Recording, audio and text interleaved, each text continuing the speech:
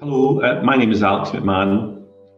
As the Chief Nursing Officer in Scotland, I'm delighted to lend my support to this Four Nations approach to Stop the Pressure campaign, which focuses on the importance of risk assessment in the prevention of pressure ulcers. Irrespective of the care environment in which you work, I would remind you to consider the elements discussed by my colleagues in relation to your practice. Recognise, respond, report and reassess. Recognise when a person is at risk of developing pressure ulceration, respond to that risk and implement a person-centred care plan to prevent pressure ulceration. Record and report any incident of pressure ulceration using your own organisational reporting system. And reassess risk when there are changes to the person's circumstances, whether that be environmental or health related. Person-centred risk assessment is key in the prevention of pressure ulcers. A person-centred risk assessment helps the person and the professional recognise when there is an increased risk of developing pressure damage and will inform the development of an individualised care plan. To prevent pressure ulcers in any person at risk, it is essential to respond to the risk assessment and implement a person-centred care plan. This person-centred care plan will detail the management of the risk and include robust preventative strategies, support and information for the person and or their carer. Effective care planning involves input from the multidisciplinary team and information provided should be responsive to the individual's needs. Should a pressure ulcer injury occur, the risk assessment will include a wound management plan, a person-centred care plan to prevent the deterioration of the pressure ulcer. Please also remember to report the pressure ulcer using your own organisation's reporting system so that pressure ulcers, incidents and trends can be monitored and targeted improvement work implemented. The person-centred care plan will also outline when to reassess risk and in what circumstances. Accurate and clear documentation, which includes the use of standardised assessment tools, will ensure a joined-up care for the individual across care settings and professional groups. Timely and appropriate communication between the person, social care and health staff will promote person-centredness and collaboration to achieve the best possible outcome for the individual. To recap, when thinking about pressure ulcer prevention, don't forget the 4 R's. Recognise, respond, record and reassess. Hello everyone, my name is Lynn Woolsey and I'm the Deputy Chief Nursing Officer for Northern Ireland. As Deputy CNO, I am delighted to lend my support to this Four Nations approach to the Stop the Pressure campaign. Recognising the person's individual risk factors is the first step in preventing pressure ulcers occurring, but it is a response to the risk that prevents the pressure ulcer occurring. Once risk factors are identified, the healthcare professional has a responsibility to respond to that risk and implement a person-centred care plan to prevent the pressure ulceration. This plan of care should consider risk factors and deliver care that, where possible, removes or reduces the specific risks. Typically, this care is delivered in a bundle approach focusing on skin. S is for skin assessment and care, looking for existing damage and identifying any areas of high risk. S is also for surface selection and use, which should consider the patient's daily routine. K is for keeping the person moving, supporting their return to independence or ensuring that a relevant repositioning regimen is implemented. I is for increased moisture control, and N is for nutrition, which also includes the assessment and management of hydration.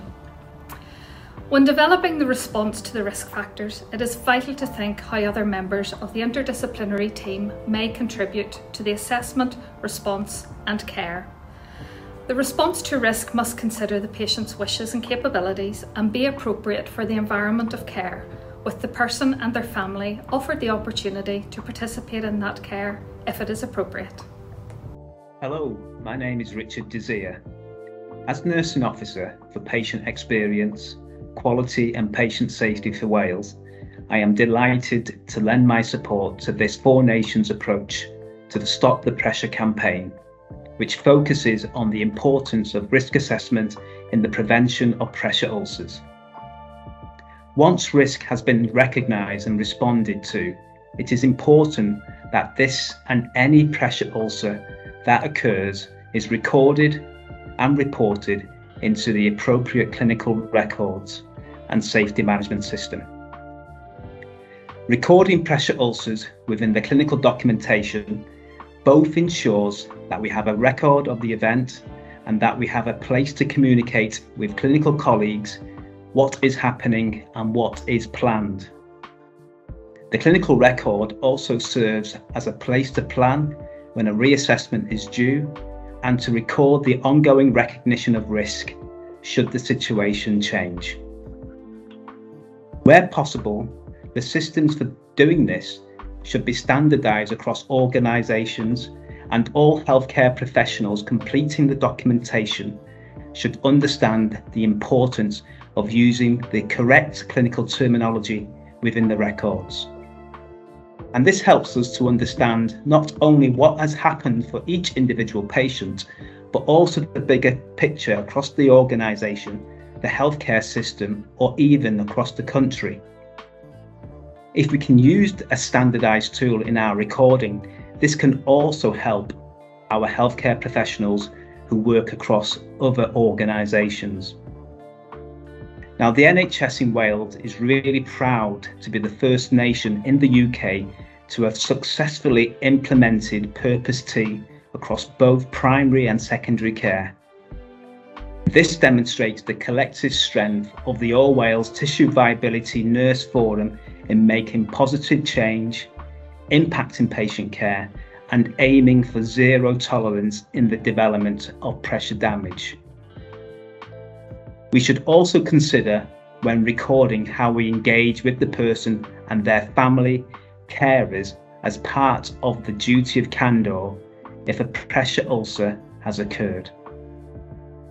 Recording can also be important for patients as a way of ensuring the person understands their role in their own care and how they and/or their family and carers can contribute to reducing their own risk, and why the healthcare professionals are doing the things that they do.